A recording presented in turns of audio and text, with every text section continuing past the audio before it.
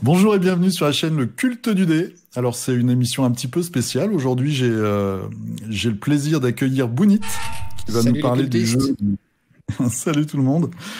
Qui va nous parler de son projet donc Warbound. Je vous en parle de temps en temps dans Figurinistique tous les dimanches.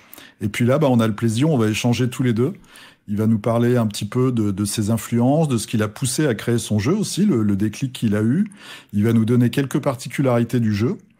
Et puis on va voir les projets pour le futur, et puis aussi vous, si le jeu vous intéresse, ce que vous pouvez faire pour vous lancer. Voilà. Donc Bounit, déjà bonjour. Bonjour, comment vas-tu? Ça va très bien. Merci d'être là avec nous. Et puis je vais te laisser te présenter rapidement, et aussi après je vais te poser quelques questions. On va faire ça assez naturellement. Donc je te laisse te présenter. Donc, du coup, moi, c'est Bounit, et à la base, je suis un simple joueur de jeux de figurines, et à un moment, j'ai décidé lorsque Games s'est un peu écroulé pour moi avec The End of Time, je me suis, quelqu'un a dû me lancer la phrase, si tu peux mieux faire, fais-le toi. Et du coup, quelques années plus tard, on en est là. C'est ça. Du coup, quelques années plus tard, on en est là, et je lance mon petit jeu de figurines, mais vraiment sans prétention et sans levée de fonds. Donc, j'essaye vraiment d'y aller petit à petit, sans demander d'argent aux gens pour des choses qui n'existent pas encore, et en proposant vraiment des figurines à chaque fois qui sont déjà produites, déjà financées. Ouais, sans passer par Kickstarter, une prévente ou quelque chose comme ça. Tout à fait. Alors, quand tu dis que c'est sans prétention, moi, je suis pas trop d'accord avec toi, parce que tu fais quand même appel à des super graphistes. Ouais. Je trouve qu'ils ont beaucoup de talent. Tu fais aussi appel, alors pour l'instant, à Lux Centaur, à la sculpture, qui est un très bon sculpteur. Et dans le futur, je crois qu'il y aura des nouveaux intervenants. Tu vas nous en parler un petit peu après. Oui, tout à fait. Moi, ce que j'ai envie de te demander en premier, c'est dans la création de l'univers, donc si tu peux nous le présenter très rapidement, toi un petit peu les influences que tu as eues. Moi, j'aime beaucoup la SF, donc ça m'intéresse toujours de découvrir de nouvelles choses. Ouais, du coup, oui, c'est vraiment j'étais un grand lecteur de SF, vraiment au tout début, je lisais, quand j'étais vraiment très jeune, je lisais beaucoup de fantasy, et puis vers mes 18-20 ans, ça m'est un peu passé, je suis passé du côté de la SF, et j'ai lu les Cantos d'Hyperion, qui m'ont vraiment, vraiment beaucoup marqué. Et du coup, c'est beaucoup influencé par ça, mais beaucoup, c'est le genre de choses qui m'a influencé. Je sais pas si ça se retrouve vraiment beaucoup dans le jeu, mais ça m'a influencé pour une partie du background du jeu, mais aussi des choses plus récentes, comme des séries, comme The Expanse, qui a aussi influencé deux factions du jeu. Tu vas picorer un petit peu à droite à gauche, comme on fait tous, je pense, quand on imagine des histoires. Tout à fait. Pour construire ton univers. Donc toi, t'es plus SF. C'est vrai qu'il n'y a pas tant que ça. Il y a beaucoup de médiéval fantastique, en fait, dans le jeu de Fig. Et tu nous proposes un univers. Alors, je te laisse présenter l'univers, parce qu'il est assez particulier, en fait. C'est de la SF, mais c'est pas du space opéra. Non, c'est un petit côté post-apo aussi. Il y a tout à fait un côté post-apo. En fait, c'est un monde cyberpunk, donc on rejoint un petit peu Blade Runner, qui a aussi une inspiration forcément, mais en imaginant vraiment que le monde s'est totalement écroulé, donc la civilisation a été jusqu'au cyberpunk avant de s'effondrer, donc on est après, mais certaines factions, dont les protagonistes quelque part de l'histoire, qui est la faction de la caravane, sont encore là-dedans parce que les intelligences artificielles essayent de préserver une espèce d'illusion de civilisation. Donc on est post-cyberpunk, mais à différents stades selon la faction où on se trouve. Ok. Est-ce que, en tant que joueur, moi je sais que quand je vais vers un jeu, en fait, j'aime bien regarder les factions, et puis il y en a une qui va plus me parler que les autres. Est-ce que tu peux nous présenter rapidement les factions qui existent en tout cas aujourd'hui, ou peut-être celles qui vont venir très rapidement, dans l'identité, dans le... Tout à fait, parce que je vais sortir les factions effectivement deux par deux, histoire de pouvoir à chaque fois présenter un conflit du monde. Le premier conflit, c'est la caravane. Donc la caravane sont les habitants, c'est la plupart de la population humaine qui survivent. Ils survivent sur des gros vaisseaux, les 8 plus grosses villes du monde, qui ont, suite à une décision des intelligences artificielles, le conseil des IA qui supervise un petit peu tout ça, ils ont décidé de faire décoller les arches pour préserver la civilisation, en tout cas c'est ce qu'on pense parce qu'ils ont un plan, mais personne ne sait vraiment quel est le plan des IA, parce que selon les IA, le plan, révéler le plan aux humains ferait immédiatement chuter ses chances de réussite de quelques pourcents, ce qui est bien sûr intolérable. Et du coup, on a ces 8 grosses cités volantes. En tout cas, on avait ces grosses 8 cités volantes parce qu'il y en a déjà 2 qui se sont effondrées. Une qui a été abattue pendant le décollage et une qui est tombée à court de fuel et pendant qu'ils étaient en train de recharger, ils se sont fait attaquer et a été détruite. Donc il reste 6 arches en vol. Et ça, c'est la première faction. Donc la caravane, c'est vraiment 6 grosses villes qui font le tour de la planète. La planète qui s'appelle la planète Home. On n'est pas on n'est pas dans un univers, donc on n'est pas dans un univers réel. On est dans une fiction complète. Et qui vont affronter les Raiders. Ben, le Raider, c'est un peu l'inverse, le côté très post-apo. C'est donc les 2 factions qui vont le mieux présenter le monde. Et les Raiders, ben, eux, ils sont principalement habités par des Okuma, peuplés d'Okuma, et les Okuma, c'est des gros mutants. Imaginez un petit peu un mix entre des orques ou des super mutants de Fallout, plus proche des super mutants de Fallout, mais avec des mutations qui peuvent partir un petit peu dans tous les sens. Et qui sont très très violents, mais qui sont aussi pas du tout racistes, c'est-à-dire qu'ils acceptent tout le monde. Du coup, dans les Raiders, on retrouve un petit peu toutes les races, principalement des Okuma, mais il y a aussi beaucoup d'humains. Et eux, c'est vraiment, c'est tous ceux, non seulement les gros pillards qui vont essayer de détruire la civilisation, mais aussi tout simplement ceux qui n'ont pas eu le choix, qui se sont retrouvés abandonnés sur la planète et qui ont dû former petit à petit des petites tribus. Donc ça, c'est un terme vraiment global qui peut rassembler plein de choses. D'accord. Et au niveau fluff, en fait, le conflit entre ces 2 factions, je te pose la question, hein, ça va se dérouler à la surface de la planète. Les pillards, ils vont, est-ce qu'ils ont le pouvoir de monter dans les cités, je sais pas, avec des petits astronefs ou des choses comme ça? Alors les Raiders, pas tellement, parce que c'est vraiment une des factions les moins riches. Mais il y en a toujours qui sont assez riches pour essayer, pour faire une tentative. Et d'ailleurs, on va commencer à introduire une première campagne narrative avant même que le jeu ne soit complètement sorti, avec les 2 premières factions, qui est le refuel en fait de Managone, qui est la plus grosse des cités. Et cette cité va faire un refuel, et normalement c'est une espèce de sous-faction qui s'en charge, les convoyeurs qui doivent essayer de déplier très très vite des infrastructures pour recharger la ville, et ensuite tout déplier, et ça doit se faire dans le plus gros secret. Ceci dit, cette fois, une information a fuité et les Raiders sont au courant de où le refuel de Managone va avoir lieu. Et ils vont attaquer cette cité. Et c'est la première campagne que je vais faire une fois qu'on aura toutes les figurines des 2 premières factions. Campagne qui va vraiment mettre en jeu la survie de Managone. Je sais absolument pas si elle va vraiment survivre ou pas. Ok. Et donc en gros les convoyeurs j'ai oublié le nom, j'ai pas beaucoup de mémoire, de la première faction vont devoir atterrir entre guillemets, et c'est là où ils vont être confrontés aux raiders qui vont leur tendre des embuscades, des choses comme ça. Alors c'est à peu près ça, sauf que les convoyeurs sont déjà au sol. Les convoyeurs, ce sont des raiders, mais qui sont en bon terme avec la caravane. En fait, le jeu permet de faire des mix de factions. Et donc, j'ai prévu cette espèce de sous-faction, enfin, c'est une idée qui vient de mon illustrateur, cette espèce de sous-faction qui est, en fait, un mix entre caravane et raider. Si un joueur a envie de jouer une faction bicolore, comme on dit, ils peuvent jouer des convoyeurs qui sont un mix des 2. Et donc, les convoyeurs sont au sol, et c'est eux qui vont, amener, de l'énergie vers Managone au moment où elle va stationner au-dessus de leur campement. Ok, on en avait parlé un petit peu avant. C'est vrai que je trouve qu'il y a quelques jeux, Malifaux fait ça, où justement tu peux métisser ta bande, entre guillemets, entre plusieurs factions. Et ça, c'est vraiment intéressant parce que quand on voit un jeu, on a souvent des figurines qui nous intéressent un petit peu à droite, à gauche. Des fois, c'est frustrant de se dire, oui, mais si je veux jouer ça, il faut carrément que je change complètement d'armée, il faut que je me refasse une armée, tandis que là, toi, tu nous dis que tu peux métisser un petit peu tes bandes. Carrément. Du coup, on pourra aller picorer peut-être les figurines les plus intéressantes pour soi, où on a envie de peindre, où on a envie de faire un peu de modélisme avec. Tout à fait. Et ça, je trouve que c'est vraiment intéressant. Ouais, on pourra même aller chercher vraiment dans toutes les factions, si on veut, pour former un groupe avec des figurines vraiment de toutes les factions. C'est juste qu'en termes de management d'énergie, c'est un peu comme dans le jeu Magic, pour ceux qui connaissent, c'est un peu plus compliqué. Mais il y a moyen. Il y aura un petit handicap, en fait. Il y aura moins de synergie, je pense. Ouais. Et à ce niveau-là, c'est surtout que pour activer les personnages, il faut payer des jetons qui ont une couleur spécifique. Comme voilà. Et du coup, si on prend des figurines de toutes les factions, ça veut dire qu'il faut payer des jetons de toutes les couleurs et il faut les générer. Et c'est ça le souci. D'accord. Justement, je te laisse peut-être parler de quelques aspects du jeu qui font qu'il est différent des autres, des idées de gameplay, toi, qui te faisaient envie et que tu as pu appliquer en fait dans la création du jeu. Ouais. Moi, je me suis inspiré pas que de jeux de figurines.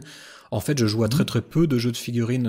Ça faisait plutôt partie de mon adolescence. Et puis j'avais un peu laissé tout ça en plan. Et au moment de recréer ça, je jouais plutôt à des jeux de société, aux cartes Magic. À un moment, j'ai joué. Et du coup, j'ai mélangé un petit peu tout ça pour faire mon jeu, qui est définitivement quand même un jeu de figurines au niveau de la sensation qu'on a en jouant.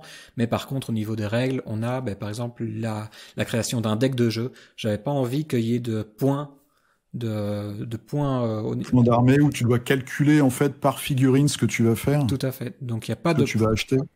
Il n'y a pas de points, mais il y a des coûts d'activation. À chaque fois qu'on va activer une figurine, un personnage, il va nous coûter des jetons ordre, et en fait tu payes son coût en points quelque part à chaque fois que tu actives ta figurine. Il y a quatre coups différents. Un personnage ne peut valoir que 1, 2, 3 ou 4 pour vraiment les big guys. Jetons ordre. Ça permet aussi d'équilibrer en fait entre deux bandes, je pense, quand tu joues. Ça te permet d'avoir une égalité entre les deux joueurs puisque tu as une espèce d'équilibre en fait dans les actions que tu peux faire, c'est ça ? Il y a un équilibre dans les actions qui sont pas directement liées au coût d'activation, mais effectivement, on a des actions qui sont partagées par les deux joueurs. C'est-à-dire qu'on a un tableau d'actions qui... ça, c'est très particulier. Ouais. Il présente différentes petites cases avec vraiment à chaque fois les symboles des actions. Et la particularité du jeu, c'est chacun n'a pas son tableau d'actions, mais il est partagé par les deux joueurs. Et à chaque fois qu'on fait une action, on cache l'action qu'on a utilisée et elle ne sera disponible qu'après au tour suivant. Donc on va pouvoir comme ça prendre des actions à l'adversaire, le devancer sur des choses qu'il a envie de faire ou essayer de le tenter aussi en plaçant le jeton d'initiative qui se place dessus et qui se place aussi sur les cases actions et qui permet de déterminer qui commence au tour suivant. D'accord. Donc en fait, il y aura aussi une mécanique de bluff. Ouais. Donc du coup... Il y aura une mécanique un peu d'interdiction d'action à l'autre également, de type d'action en fait. Tout à fait. Ça va vraiment être le côté stratégique du jeu. Ouais, qui se passe un peu en dehors du champ de bataille. Ça, c'est un petit côté bluff qui se passe entre les deux généraux. C'est la partie un peu plus dense. Il faut déjà avoir fait peut-être 2-3 parties pour commencer vraiment là à comprendre les subtilités de cette mécanique-là. Mais je pense que c'est ce qui rend le jeu vraiment intéressant. C'est intéressant parce que ça nous sort d'en fait l'affrontement de figurines plus ou moins fortes, un peu ce qu'on voit des fois le pierre papier ciseaux en fait, qu'on retrouve dans souvent pas mal de jeux. Là, c'est bien, je trouve, de mettre ce côté bluff. On voit ça un tout petit peu dans Game of Thrones. Il y a un petit plateau comme ça qui est en dehors de l'action pratiquement, où on peut placer des personnages. Et toi, tu vas vraiment le pousser. C'est un élément central du gameplay en fait. Ouais, c'est vraiment la matrice de jeu. C'est avec ça qu'on va déplacer ces personnages, qu'on va leur faire toutes les actions. Ok. Tu m'avais parlé aussi du plateau, qui est assez particulier. Ouais, tout à fait. Au début, quand j'avais créé le jeu, c'était vraiment sur une table de jeu classique. Mais comme c'est un jeu qui a vraiment une grosse dimension stratégique, la partie mouvement était un petit peu longuette de temps en temps. Et pour simplifier les choses, c'est un de mes playtesters qui m'a proposé d'essayer de juste essayer le jeu avec des cases. J'étais un peu dubitatif au début parce que j'avais peur qu'on passe vraiment sur un jeu de société. Et au final, ça s'est avéré vraiment beaucoup plus rapide au niveau des parties. On perdait rien en termes de stratégie. Et du coup, j'ai développé un plateau à cases hexagonales sur lequel on va faire nos déplacements. Comme ça, c'est vraiment cette partie-là est ultra simplifiée. Et puis ça permet aussi d'éviter les conflits. Ouais. Des fois, quand on chipote, ça dépend aussi des adversaires qu'on a, mais c'est un truc qu'on connaît dans les jeux de figurines, d'escarmouches. Ouais. T'as souvent des distances où on se dit ah ouais mais là je me place juste à 1 pouce, etc. pour que tu puisses pas me toucher. Et puis ça évite aussi de déplacer ta figurine et puis après une fois que le mouvement est bien calculé, tu leur déplaces un petit coup à la fin. Oui, je connais quelqu'un qui fait ça. On connaît tous quelqu'un qui fait ça. Voilà, exactement. C'est de l'activation alternée. Ouais, on est dans de l'activation purement alternée. Il y aura vraiment jamais aucun moyen de faire 2 actions de suite, histoire que le système ne soit pas craqué. Ouais, c'est vrai, c'est ce que tu m'as dit, c'est parce qu'on a discuté avant et les activations alternées, il y a pas mal de jeux qui proposent avec des personnages ou des caractéristiques ou des objets des fois d'enchaîner. Ouais. Et c'est assez frustrant. En fait, on retrouve la frustration des jeux un peu anciens, très classiques, où moi je joue, après toi tu joues toute ton armée. Ouais. Et là, il y a quand même ce dynamisme. C'est très très agréable pour la personne qui met en place ce genre de combo, mais c'est toujours aux dépens de l'adversaire. Et puis dans un système comme le mien, avec des compétences qui peuvent par exemple créer, de personnages qui peuvent créer de nouveaux jetons ordre, on peut très vite arriver dans des problématiques de création infinie et de choses comme ça de création de jetons ordre infini qui peuvent poser problème. Donc j'ai simplifié la chose et vraiment je veux que ce soit un jeu qui soit le moins frustrant possible parce qu'il est déjà très dense. Déjà rien que le fait de devoir payer un coût d'activation à chaque fois, ça rajoute une étape en fait. Quand tu payes un personnage qui coûte 3 jetons et que tu lances tes jets et qu'il se passe rien, c'est extrêmement frustrant parce qu'il s'est rien passé et que tu as dépensé tes jetons. Du coup, par exemple, pour contrer cette mécanique-là, eh bien, moi, même quand tu rates tes jets pour toucher, tu vas quand même stresser l'adversaire parce qu'il se fait quand même tirer dessus. Donc, il y a quand même des mécaniques qui font qu'il se passe toujours quelque chose, en fait. Ok. Voilà, ton action a toujours une conséquence. Voilà. Même si c'est pas celle que tu espérais au début. Tout à fait. Et je pense que pour toi aussi, on en avait discuté, c'est quand on crée un jeu, quand on crée un système, surtout dans les jeux d'affrontement, bah, tu vas toujours avoir des joueurs qui vont aller à fond dans les règles et des fois qui vont trouver des petites failles. Ouais. Et justement, c'est aussi un côté intéressant, en fait, de voir comment ta création va vivre et que les gens vont la prendre et peut-être trouver des choses. C'est assez marrant. Et c'est bien, je trouve, d'y penser depuis le début. Ouais, mais c'est vrai que c'est un vrai plaisir de voir des joueurs qui viennent avec des idées d'association d'objets avec un personnage auquel j'avais pas pensé et qui font un truc assez dément. C'est vraiment assez chouette. Mais effectivement, j'ai essayé de limiter les problématiques par le fait que ce sera toujours de l'activation alternée, donc on n'arrivera pas trop à faire des trucs trop abusés. Et aussi, trop boule de neige. Ouais, et aussi de toute façon, dans ce jeu, quel que soit le personnage ultra balèze que tu mets en place, au plus il est balèze, au plus ça se voit, et l'adversaire va sans doute tirer très... Il n'y a pas un adversaire qui survit à un tour où on focus tout son tir dessus. On fait le forcing dessus. Voilà. Ok. Je t'avais pas posé la question, du coup je connaîtrais pas la réponse, mais ça va être axé sur des scénarios.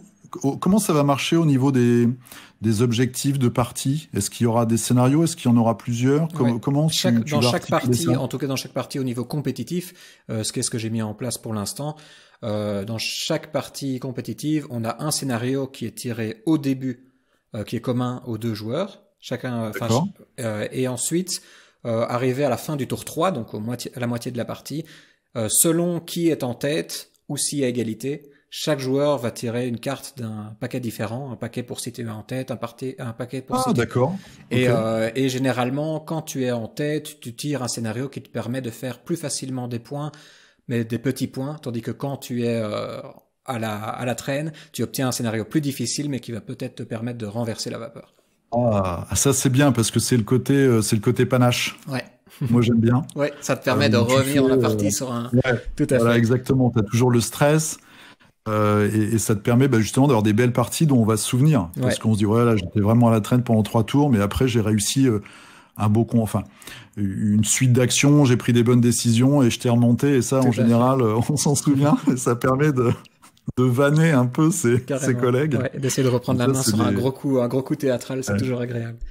Et ça, c'est une mécanique qui a changé récemment parce qu'avant, c'était juste 2 scénarios communs.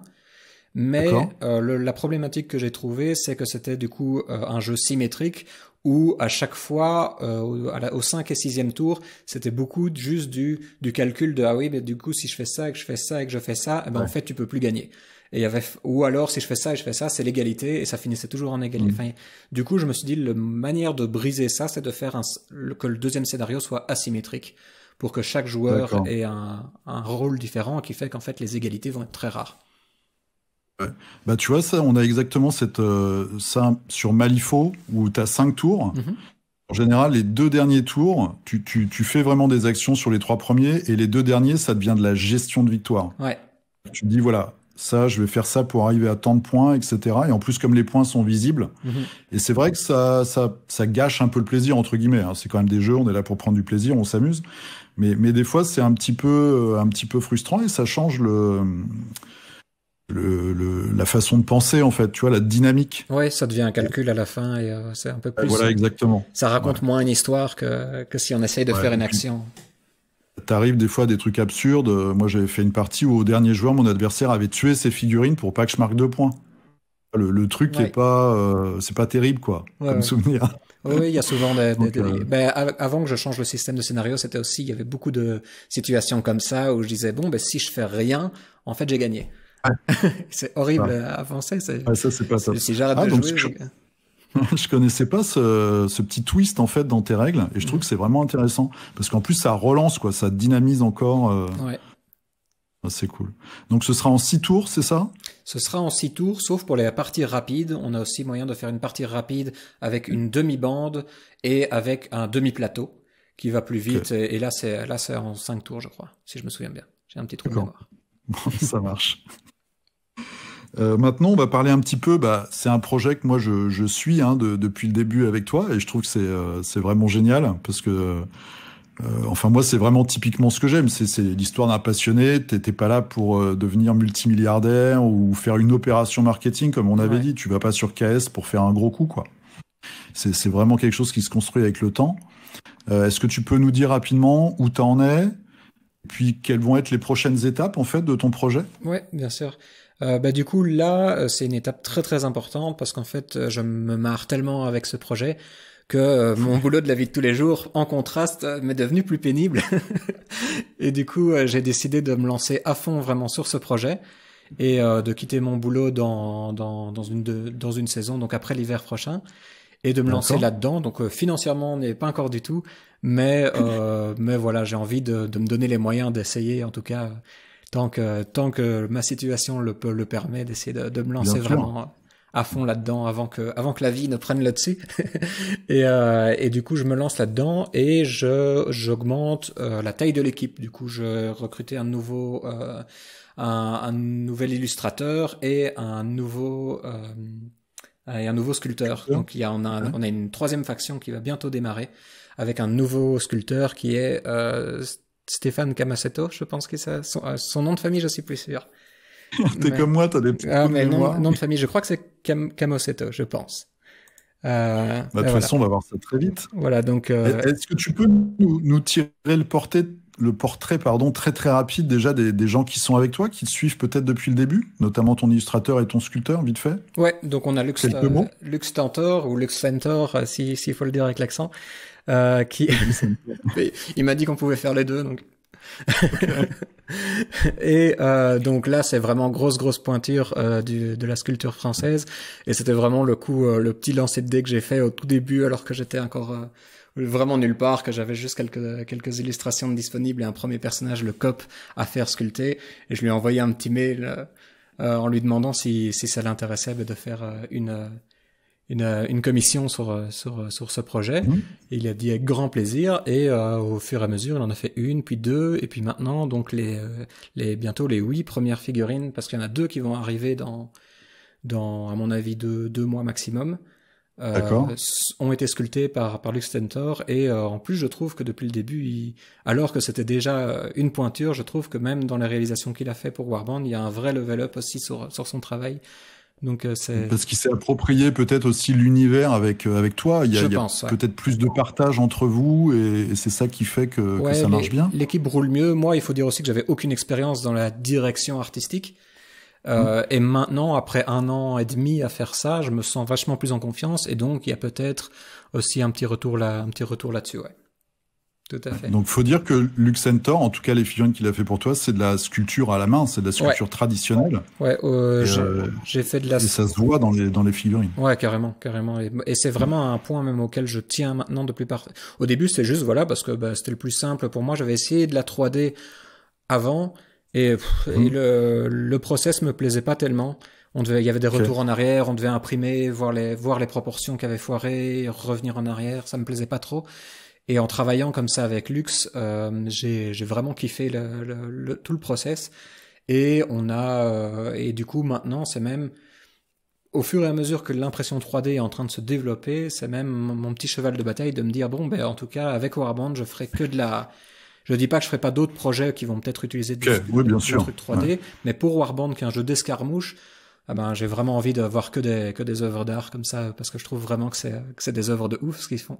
Donc elles sont de très bonne qualité, ça on peut le dire, je les avais déjà montrées, elles sont vraiment super chouettes.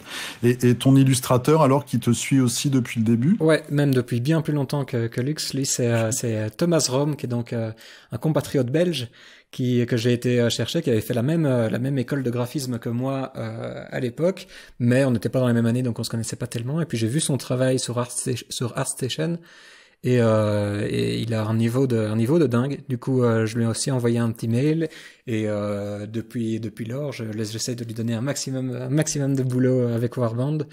Et tellement de boulot que maintenant je vais devoir prendre un deuxième illustrateur.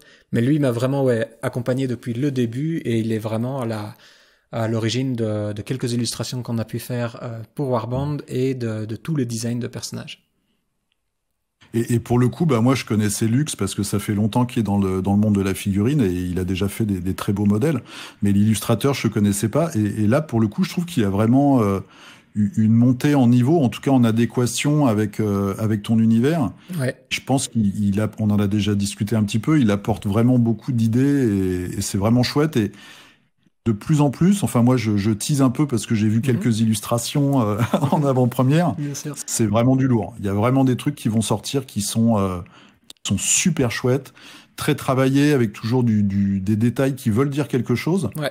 Et ça c'est vraiment super intéressant. Ouais, Thomas c'est quelqu'un qui réfléchit beaucoup vraiment à la logique des éléments. Il va pas mettre quelque chose juste parce que c'est classe. Il va réfléchir à est-ce que ça lui sert à quelque chose, est-ce qu'il peut lever le bras avec ce truc, des choses comme ça. Ouais. Donc il réfléchit vraiment à ce côté très réaliste. Et aussi, comme il fait beaucoup de design de personnages depuis qu'il travaille dans Warband, c'est vrai qu'il a un niveau qui monte vraiment rapidement sur ce point-là.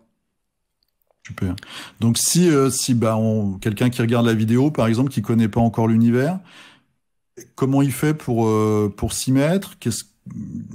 Tu peux parler du starter ils vont bientôt sortir peut-être. Ouais. Quelle va être la porte d'entrée? Qu'est-ce qu'il peut faire aujourd'hui pour découvrir ton univers et s'y mettre? Ouais.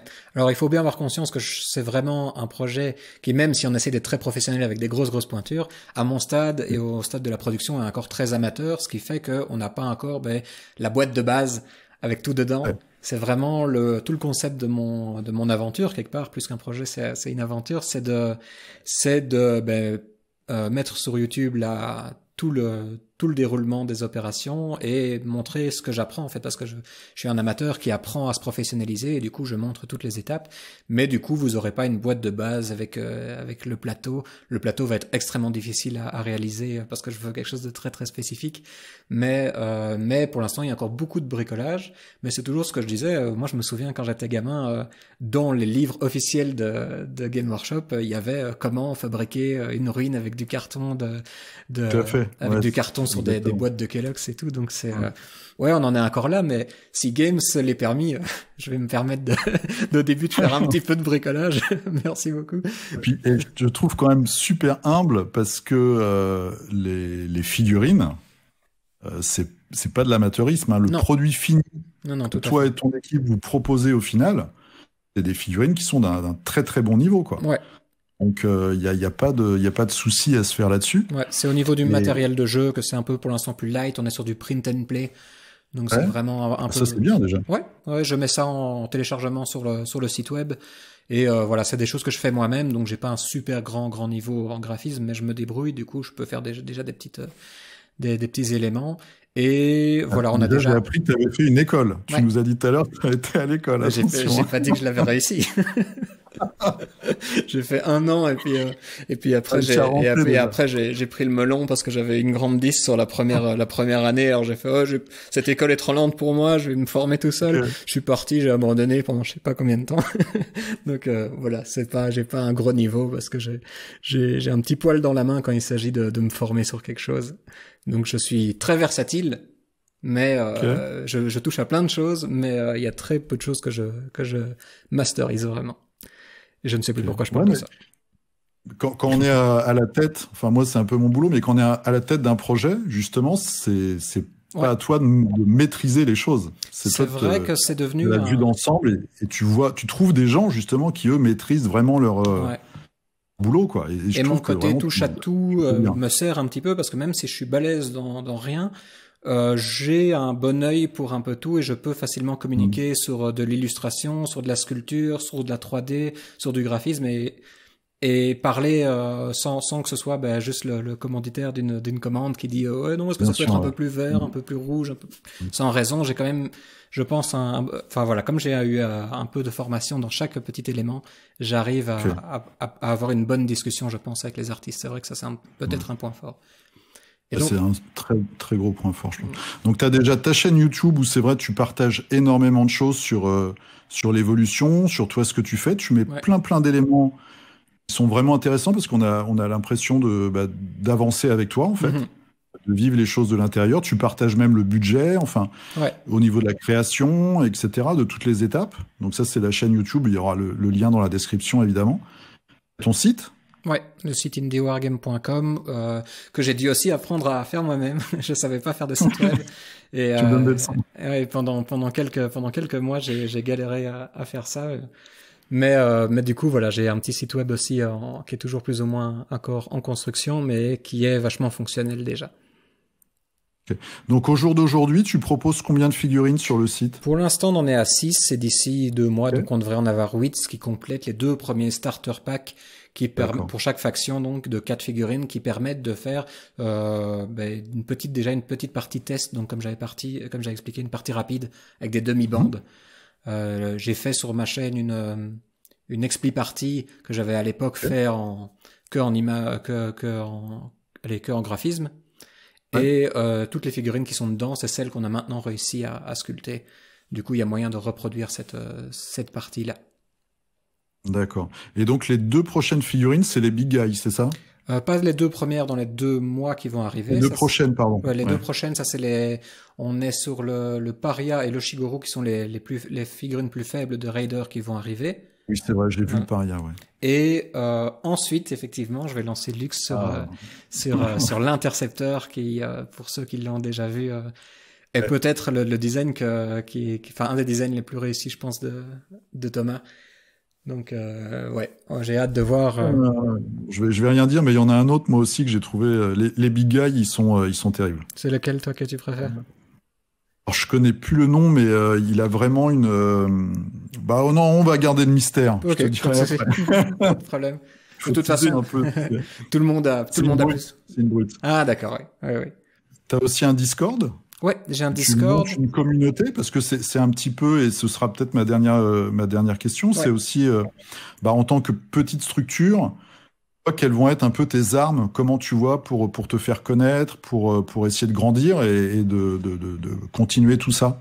Effectivement, sans une communauté, ce sera de toute façon pas possible.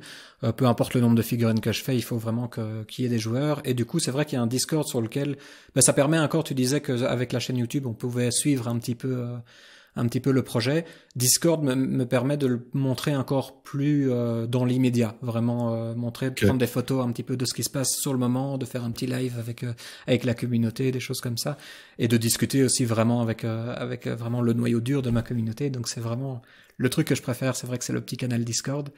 Et après, je vais commencer à tourner un petit peu partout en France pour faire des parties chez les joueurs, donc les joueurs de la communauté sur le début. J'avais parlé que je voulais faire une première campagne avec Managone qui va être mise en jeu. Ouais. Cette campagne, c'est vraiment moi qui vais aller partout chez mes joueurs et essayer à chaque fois d'en trouver 2 si possible, un pour chaque faction, les faire combattre et faire comme ça un arc narratif sur mon petit tour de France qui va déterminer si la cité survit ou pas. Super. Il faut que tu profites maintenant, parce que dans quelques années, quand tu auras des millions de joueurs, ce sera plus possible.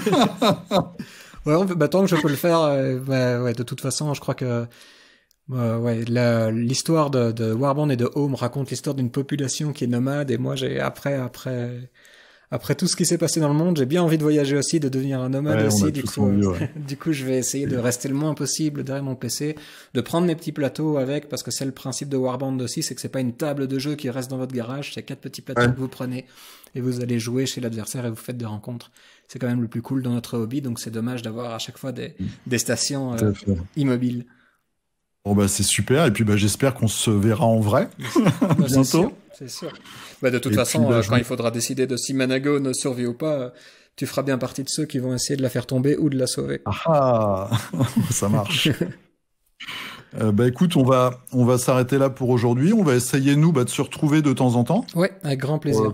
Pour t'accompagner, parce que moi je trouve que c'est vraiment le type de projet qui perso ça me touche, enfin ça me touche, et puis je trouve ça bénéfique en fait. Voilà, pour la communauté, je trouve ça sain, et c'est vraiment l'aspect du hobby que j'aime bien. Donc on fera comme ça des petites vidéos ensemble, des petites étapes. Je vous mettrai évidemment tous les liens qu'il faut pour te retrouver dans la description de la vidéo. Et puis je vais te laisser conclure. Ça marche. Voilà, du coup, un grand merci à toi de m'avoir accueilli, un grand merci à tout le monde de m'avoir écouté raconter ma petite histoire. Et du coup, moi, je suis super content d'être ici accueilli dans la grande messe du culte du dé, parce que c'est un peu une des premières chaînes, mais il faut quand même rendre à Julien ce qui appartient à Julien. C'est ton ami de la chaîne Indécent qui t'avait montré, oui, tout à fait, ma chaîne, et du coup. Moi, j'étais dans ma petite bulle à faire ma petite vidéo avec moins de 50 personnes, et tout d'un coup, j'ai eu un petit pic. J'ai fait, qu'est-ce que c'est ça? Des cultistes qui venaient sonner à la porte en masse.